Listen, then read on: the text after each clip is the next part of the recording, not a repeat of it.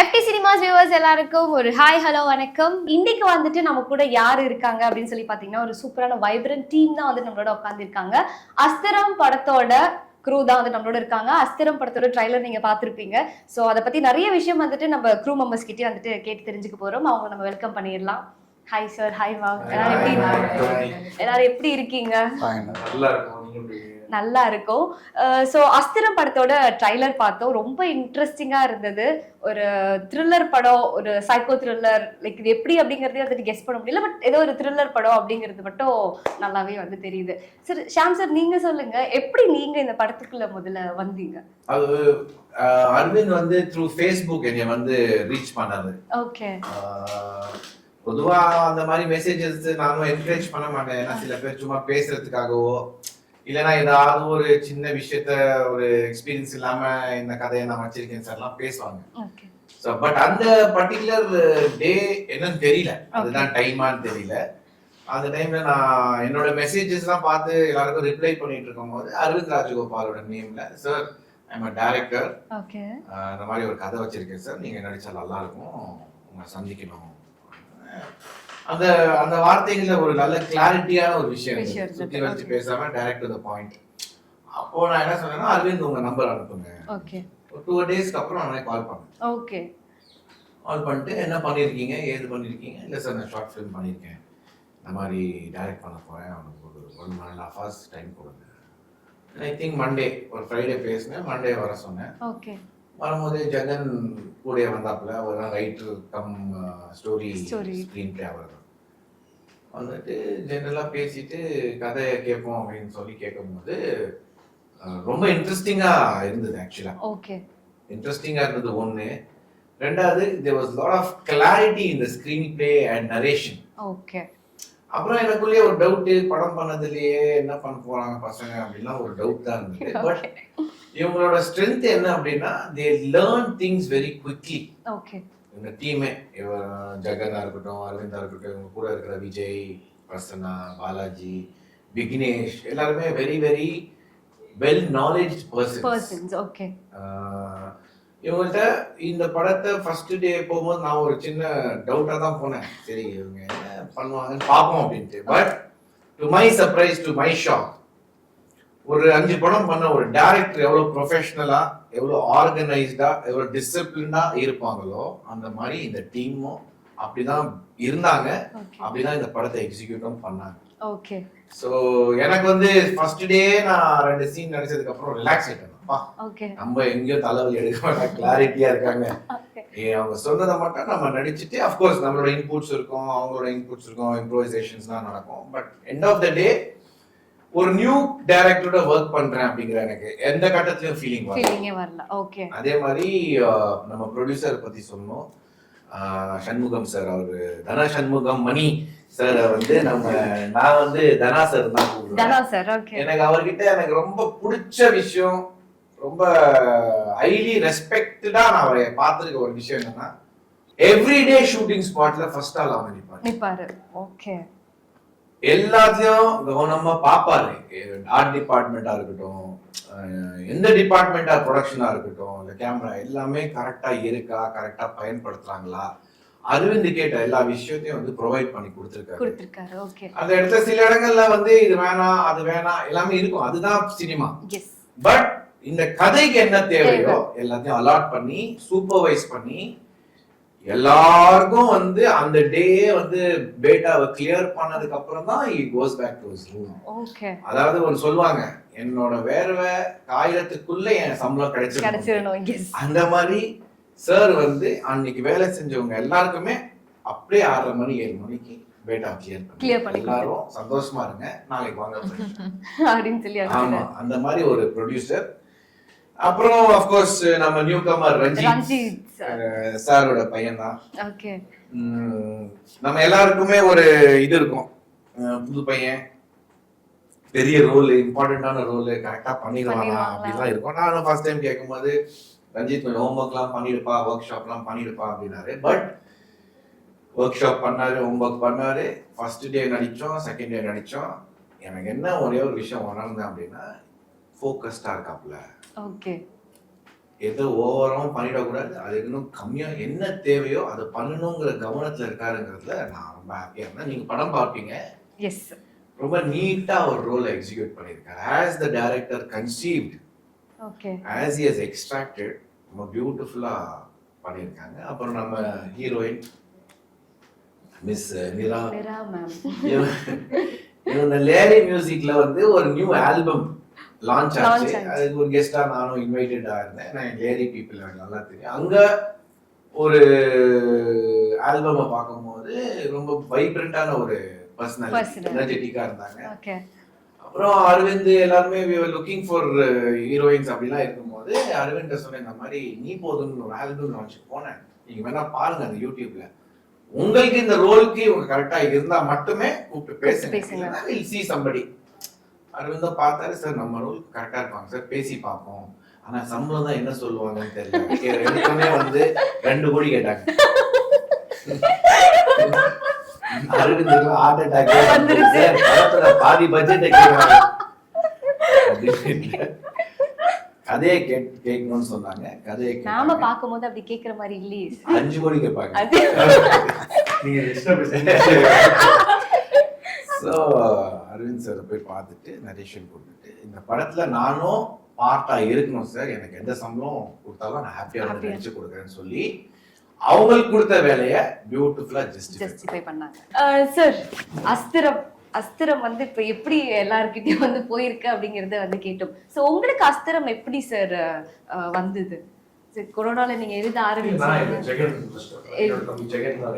Okay, அவனை push பண்ணி எழுத வச்சேன். எனக்கு இவங்க ஒரு ஆப்பர்ச்சுனிட்டி கிரியேட் பண்ண மாதிரி, டே நான் ஒரு 50,000 ரூபாய் காசு போடுறேன், நானும் என் ஃப்ரெண்ட் ஒருத்தர் தினேஷ் இருக்காரு, கோவிடுக்கு முன்னாடியே பேசினீங்க, நான் ஒரு ப்ரொஃபைலுக்கு ஒன்று பண்ணிக்கிறேன், நான் நீ டைரக்ட் பண்ணி நீயே கதை எழுது, நான் வெறும் காசு மட்டும் கொடுக்குறோம், நாங்கள் 2 பேர் சேர்த்து கொடுப்போம், நம்ம டைரக்ட் ஷூட் பண்ணிக்கலாம் அப்படின்னு. எவ்வளோடா செலவாகும் அப்படின்னு தெரியல, நீ கேட்டு நீங்களே சொல்லுங்க. அவங்க ஷார்ட் ஃபிலிம் ரேஞ்சில் இருந்தாங்க, 1 லட்சத்துக்குள்ள ஆகும், சரி நம்மளே பண்ணிக்கலாம் தான் நீ அப்படின்னு சொல்லி ஒரு கதை எழுத சொன்னா, ஒரு பைலட் ஃபிலிம் ஒரு 30 மினிட்ஸ்க்கு இந்த கதை எழுதலாம். அதுவுமே கோவிட் வந்துருச்சு. அதுக்கப்புறம் ஏன்னா அது பண்றோமா இல்லையானா அப்படின்ட்டே இருப்பான். சரி நான் டைம் வேஸ்ட் பண்ணுவேன், நீ படத்துக்கு கதை எழுதிட்டு அப்படின்னு அவனுக்கு ஒரு டெட்லைன் ஃபிக்ஸ் பண்ணிட்டேன். எனக்கு அடுத்த ஒரு 3 மாசத்துக்குள்ள இது பவுண்ட் இருக்கணும். ஸோ 3 மாசத்துல முடிச்சான். இன்ஃபேக்ட் ஒரு ஃபர்ஸ்ட் வேவ்லேயே கொரோனா வேறு வந்தது. ஸோ இவ்வளோ இதையும் மீறி அவன் சொன்னதுக்கு கதையை முடிச்சிட்டான். அதுக்கப்புறம் நான் நிறைய டைரக்டர்ஸ்க்கு வந்து எனக்கு தெரிஞ்ச ஃப்ரெண்ட்ஸ்க்கு ரொம்ப முக்கியமான பீப்புள், யாரும் கதையை வெளில சொல்லாத ஆட்களுக்கு அந்த டைம்ல அமைச்சு ரிவ்யூ கேட்டேன். அந்த ஃபீட்பேக் வந்து ரிவர்ட் பண்ணி ஒரு ஒரு ஒரு ஸ்ட்ரக்சரான ஒரு கதையா வந்தது. ஸோ அப்படிதான் அந்த டைம்ல யூட்டிலைஸ் பண்ணி இந்த அஸ்திரம் உருவாச்சு. அதுக்கப்புறம் பேரலா நான் வந்து I was trying for producers and actors. So சாருக்கு முன்னாடி ப்ரொடியூசர் கிடைக்கிறதுக்கு முன்னாடி ஒரு 2 ஹீரோக்கு நான் போய் கதை சொல்லியிருக்கேன், ஒரு ப்ரொடக்ஷனுக்கு கதை சொல்லியிருக்கேன். ஸோ அதெல்லாம் டியூ டு சம் ரீசன் நல்லா அடுத்த கட்டத்துக்கு போல. ஆனா எல்லாமே பாசிட்டிவா இருந்தது. கதையை கேட்டு இந்த படம் ஒர்க் ஆகும்னு தான் எல்லாருமே சொன்னாங்க. ஆனா அடுத்த லெவல் போல இந்த கதை, அது வேரியஸ் ஃபேக்டர்ஸ்னால போல. அதுக்கப்புறம் சார்ட்ட கதை சொல்ற வாய்ப்பு, அன்னைக்கு நான் சாரை மீட் பண்ணாம இருந்ததுன்னா இது வரைக்கும் இந்த படமே நடந்திருக்காரு, வாய்ப்பு இல்லை, கட்டாயம் நடந்திருக்காரு. அவரே என் லைஃப்ல சந்திச்சிருக்க மாட்டாரு, நானும் அவரை சந்திச்சிருக்க மாட்டாரு. அஸ்திரம் உருவாக்கவே இந்த மீட்டிங் நடந்திருக்காரு. ஆனா நான் ரொம்ப ஃபோக்கஸ்டா ட்ரை பண்ணேன், எந்த ஆப்பர்ச்சுனிட்டியுமே விடல. ஸோ யாராவது கதை கேட்கறாங்க அப்படின்னா நான் போயிடுவேன். நீங்க இன்ஸ்டாகிராம்ல பாத்தீங்கன்னா இமெயில் ஒரு ஆப்ஷன் கொடுத்துருப்பாங்க. நான் அனுப்பாத ஹீரோ கிடையாது, இமெயில் இருக்கு, அனுப்பாத ப்ரொடக்ஷன் ஹவுஸ் கிடையாது, அனுப்பாத ஹீரோ கிடையாது. ஸோ எதையுமே நான் மிஸ் பண்ணல. என்ன பாசிபிள் ஆப்ஷன் இருக்கு. என் போன்ல 1000 கான்டாக்ட் இருக்கு, நான் டப்பிங் ஸ்டுடியோ வச்சிருக்கேன். அப்படிதான் இவரோட தூரத்து ரிலேட்டிவ் ஆனந்த் முருகன் ஒருத்தர் அவர் மீடியால இருக்காரு, அப்படியே அவர்கிட்ட நான் சொல்லி வச்சிருந்தேன். அப்புறம் ஒரு ஹீரோ நான் கதை சொன்னா அவருக்கு பிடிச்சிருக்குன்றார் ப்ரொடியூசர், உங்களுக்கு யாராவது தெரிஞ்ச ப்ரொடியூசர் கதை கேட்ட சொல்லுங்க. என் போன்ல இருக்கிற மொத்த கான்டாக்ட் நான் ஃபோன் பண்ணி சொல்லிருக்கேன். I have a script, I'm looking for a producer, யாரா இருந்தா சொல்லுங்க கதை சொல்றேன். அப்படி நான் சொல்லி வச்சுட்டு என்னைக்கோ ஒரு கால் அடிச்சு இந்த மாதிரி எங்க டிஸ்டன்ட் ரிலேட்டிவ் ஒருத்தர் படம் பண்றாரு, ஈரோட்ல இருக்காங்க, ட்ரை பண்றீங்களா அப்படின்னா நம்பர் கொடுங்க பேசலாம். So that's how it start. நான் நம்பர் ஃபர்ஸ்ட் கால் பண்ணி பேசலாம். ஆமா ஃபர்ஸ்ட் ஒரு கால் பண்ணும்போது ஆக்டல் வந்துச்சு. நான் வந்து கம்பெனி கால் நினைச்சு ஒரு காலே எடுக்கல. சோ அவர்கிட்ட சொன்னாரு, பிரதர் உங்க ஆக்டல் வருது ட்ரூ கலர்ல, யாரோ கஸ்டமர் கேர்ல இருந்து கால் பண்றாங்கன்னா ஒரு 2-3 தடவை ஃபோன் கூட எடுக்கல. ஆனா அது 3வது தடவை பண்ணாங்க. கான்ஃபரன்ஸ் போட்டு பேச. ஆமா, அவரு ஒரு தடவை கான்ஃபரன்ஸ்ல பேசணும். என்னப்பா உனக்கு ஃபோன் பண்ணா எடுக்கவே. சோ அப்படிதான் அஸ்திரம் உருவாச்சு. ஓகே சார், இப்போ வந்துட்டு நிறைய யங் டைரக்டர்ஸ் வராங்க, படம் வந்துட்டு எல்லாமே வந்துட்டு ஹிட் ஆகுது, பட்ஜெட் பெரிய பட்ஜெட்லாம் கேட்கல, நாங்க வந்துட்டு இவ்வளவு பட்ஜெட்டுக்குள்ளேயே முடிக்கிறோம் அப்படின்னு சொல்லி நிறைய யங் டைரக்டர்ஸ் வந்துட்டு வராங்க. ஸோ உங்களை எந்த விஷயம் வந்துட்டு மோட்டிவேட் பண்ணுச்சு இப்போ படம் பண்ணணும் அப்படின்னு சொல்லி ஆரம்பிச்சா? நம்மளுக்குள்ளேயே வந்துட்டு ஒரு இன்ஸ்பிரேஷன் இருக்கும், படம் பார்த்து நம்ம வளர்ந்துருக்கோம். படம் பார்த்து அஃப்கோர்ஸ் நீங்களே சொல்லிட்டீங்க, 10 வயசுல உருவான கனவு. ஒரு 5th படிக்கும்போது ஸ்டேஜ் டிராமா பண்ணேன். ஓகே. யாரோ ஒருத்தர் அந்த இன்சிடென்ட் பண்ணி நடிச்சுட்டு கீழே இருக்கும்போது நல்லா நடிச்சுட்டு சொல்லிட்டாங்க. அதுதான் பிரச்சனை. அந்த 10 வயசுல உருவான ஆசை நீங்க வந்து தூங்கவே விடல. ஆனா நமக்கு ஆப்ஷனும் இல்ல, எங்கேயோ கிராமத்துல இருக்கோம் நம்ம படிச்சுட்டு. அப்புறம் சிட்டி வரும்போது ஓகே, அந்த ஷார்ட் பிலிம் பூம் ஆன டைம் 2010 அதெல்லாம் பாக்குறோம். ஒரே ஒரு நல்ல விஷயம், எல்லாரோடையும் ஃப்ரெண்ட் ஆயிட்டேன் Facebookல அந்த டைம். ஓகே. இதுல மொத்த டைரக்டரோடையும் Facebookல ஃப்ரெண்ட் ஆயிட்டேன், எல்லாரோடையும் சாட் பண்ணி பேசுவேன். சோ அப்படி ஆமா அப்ளை பண்ணிட்டேன். நிறைய ஷார்ட் பிலிம் நடிச்சு ஆர்கேவில ஸ்கிரீன் பண்ணி நிறைய பேர் இன்வைட் பண்ணி அப்படிதான் என்னோட ஜர்னி ஸ்டார்ட் ஆச்சு ஷார்ட் பிலிம். அதுல உண்டான கான்டாக்ட் தான் இன்ன வரைக்கும் வச்சு ஓட்டிட்டு இருக்கேன். இந்த படம் பண்றதுக்கு முக்கியமான அந்த கான்டாக்ட் இல்லைன்னா இனி இந்த படம் எல்லாம் பண்ணிருக்க முடியாது. ஏன்னா இனிமே அசிஸ்டண்டா ஒர்க் பண்ணல. ஓகே. சோ எங்கேயுமே ஒர்க் பண்ணல. நான் கத்துக்கிட்டது அப்படிங்கும் போது இந்த ஒரு 10 படம் ஷூட்டிங் போய் நடிச்சது. ஜூனியர் ஆர்ட்ஸ்ல போயிருக்கேன். ஜூனியர் ஆர்ட்ஸ்ல நடிச்சிருக்கேன். டைலாக்லாம் இல்ல, சும்மா ஹீரோ பின்னாடி நின்றுருக்கேன் ஒரு படத்துல. அந்த படம்லாம் இருக்கு, சொன்னா தெரியும். ஒரு ஆர்டிஸ்டோட படத்துல பின்னாடி நின்றுருக்கு. 2014 அந்த படம் எடுத்த படம். அப்படின்னா ஆரம்பிச்சு அங்க போய் அங்க கத்துக்கிட்டேன். எப்படி ஷார்ட் வைக்கிறாங்க, எப்படி படம் எடுக்கிறாங்க அப்படின்றத அங்க கத்துக்கிட்டேன். அப்படியே ஒரு 10 படத்துல குட்டி குட்டியா ரோல், டைரக்ட் பேசுற ரோல், அது இதுன்னு அப்படியே ஆரம்பிச்சு அப்சர்வ் பண்ணி கத்துக்கிட்டேன். சின்ஸ் நான் ஒரு கார்பரேட் பேக்ரவுண்ட்ல இருந்து வந்ததுனால எனக்கு இந்த லேர்னிங் கொஞ்சம் ஈஸியா இருந்தது. ஸோ எப்படி பிளான் பண்ணணும் அப்படின்றது, பிளஸ் எப்படி சினிமா எடுக்கிறாங்கன்னு ஒரு 10 நாள் ஷூட்டிங் பண்ண தெரிஞ்சிடும். யூடியூப்ல அவ்வளோ டுட்டோரியல் இருக்கு. நீங்க ஒன்றும் புதுசா ஒரு 20 வருஷம் முன்னாடி சினிமானா ஸ்டண்டா இருந்தா மட்டும் தான் கத்துக்க முடியும். நீங்க யூடியூப்ல டுட்டோரியல் போட்டீங்கன்னா இல்லாத எதுவுமே கிடையாது. ஸோ நீங்க அதெல்லாம் லாக்டவுன்ல வந்து எல்லாத்தையும் பார்த்தோம். ஒரு படம் என்ன எடுக்கணும், என்ன பண்ணணும், என்ன பண்ணக்கூடாதுன்றது லேர்னிங் தான். இந்த லாக்டவுன் கரெக்டா யூஸ் பண்ணி அது ஃபோக்கஸ்டா வேலை பார்த்ததுனால தான் சாரை மீட் பண்ற சந்தர்ப்பம் கிடைச்சி கதை சொல்லி அப்படியே அப்புறம் ஷாம் சார் சோஷியல் மீடியா வழியா கான்டாக்ட் பண்ணி உள்ள வந்து அப்படியே தான் இந்த ப்ராஜெக்ட் ஸ்டார்ட் ஆச்சு. அதாவது இந்த டைம்ல நான் ஒன்னே ஒன்று தான், எனக்கு ஒரு கனவு இருந்தது. அந்த கனவை நோக்கி நான் வேலை பார்க்க ஆரம்பிச்சேன். இந்த கனவுக்கு சம்மந்தப்பட்ட ஆட்கள் எல்லாம் கூட வச்சுக்கிட்டேன். இப்ப என்ன மாதிரி எட்டியுமே அவங்க வந்து இவ்வளவு தூரம் நிக்கிறாங்க, அவங்களுக்கு எந்த பெனிஃபிட்டும் கிடையாது. ஆனா ஏன் நிக்கிறாங்க, அவங்களுக்கு என்ன மாதிரி ஒரு கனவு இருக்கு, நான் அவங்க கூட வச்சிருக்கேன். நீ வா நம்ம சேர்ந்து டிராவல் பண்ணலாம் அப்படின்றது. எந்த இடத்துலயுமே நான் பல சந்தர்ப்பத்துல இதை விட்டுட்டு போயிடலாம். ஏன்னா எனக்கு நல்ல சம்பளம், 1.5 லட்சம் ரூபாய் சம்பளம்.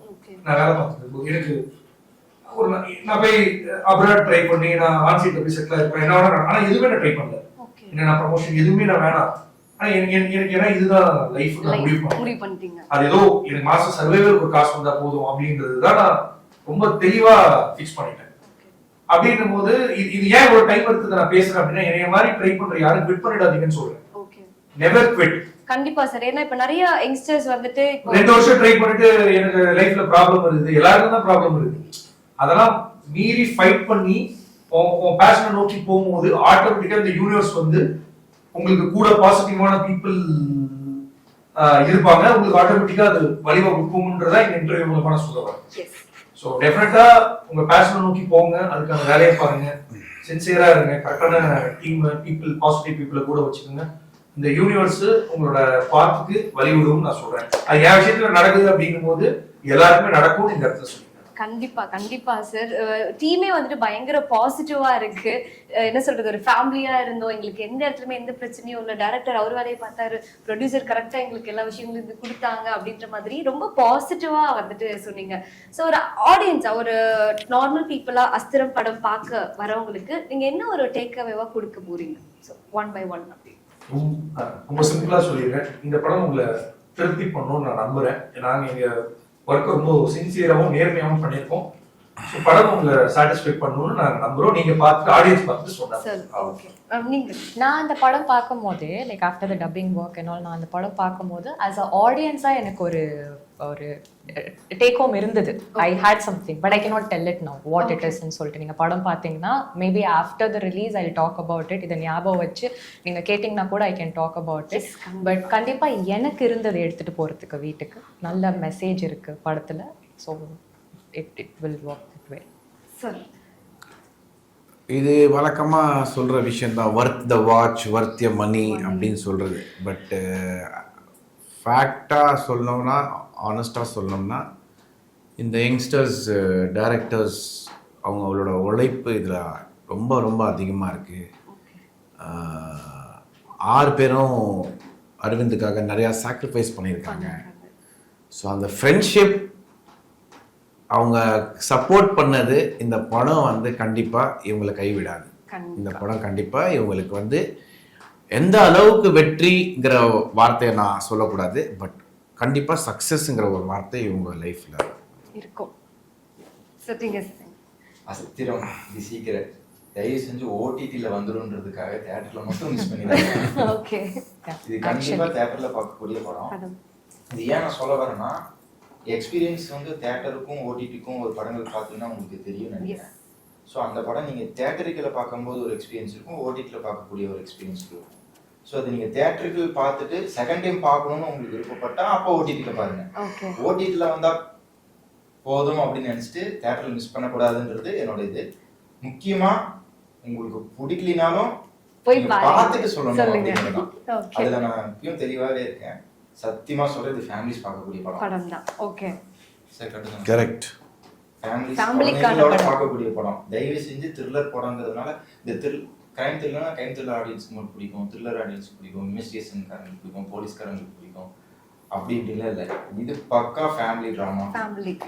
த்ரில்லர்ன்ற பேஸ்ல ஃபேமிலி உள்ள இருக்கு. நீங்க தயவு செஞ்சு ஃபேமிலிஸோட பாருங்க. இது இன்னொரு முக்கியமான விஷயம் வந்து பாசிட்டிவ் நெகட்டிவ்ஸ் எல்லா படத்துலயும் இருக்கும். அந்த பாசிட்டிவான விஷயங்களை வந்து ஆடியன்ஸ் வந்து கையெடுத்து போகணும். நெகட்டிவிட்டிஸை வந்து எடுத்துக்க கூடாது அப்படிங்கிறது இந்த இடத்துல நான் சொல்லி விரும்புறீங்க. பாசிட்டிவ் பிரகாரம் போனா போதும். நெகட்டிவிட்டிஸை வந்து, அதாவது படத்துல இருக்கக்கூடிய நெகட்டிவிட்டிஸை படத்துக்காக வச்சிருக்கோம்ன்றது ஃபிக்ஷன், மூவியே ஃபிக்ஷன். அதுல இருக்கிற எதையும் நம்ம எடுத்துட்டு போக கூடாது, லைஃப் அப்ளை பண்ண கூடாது, எடுத்துட்டு போக கூடாதுன்றது what is trying to say.